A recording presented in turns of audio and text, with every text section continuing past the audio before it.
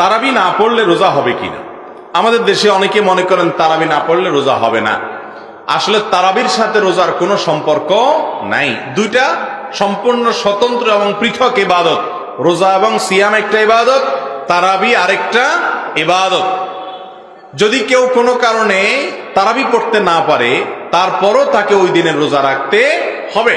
তারাবিটা হলো সুন্নাত আর রোজা রাখাটা হলো ফরজ। অতএব সুন্নত ছুটে গেছে দেখে আপনি ফরজও বাদ দিয়ে দিবেন, এটা কোনোদিনই জায়েজ হবে না। অতএব এমনও হতে পারে কোন লোক তারাবি পড়তে পারছেন না, হয়তো তিনি রুকু সিজদা করা, উঠা বসা করা এবং এত সময় নামাজের মধ্যে থাকার মতো শারীরিক শক্তি নাই, কিন্তু উপবাস থাকতে পারেন, তাহলে তিনি রোজা রাখবেন তারাবি না পড়লেও। তবে হ্যাঁ, চেষ্টা করা উচিত একজন ইমানদারের, তিনি রমজানের রোজাও রাখবেন আবার তারাবিও পড়বেন। কারণ উভয় ইবাদতই কোরআন এবং হাদিস নির্দেশিত, বিধায় কোনোটাই ছাড়া উচিত না। কোনো কারণে যদি একটা ছুটে যায় তাই বলে আরেকটাও ছাড়বেন সেই সুযোগ নেই।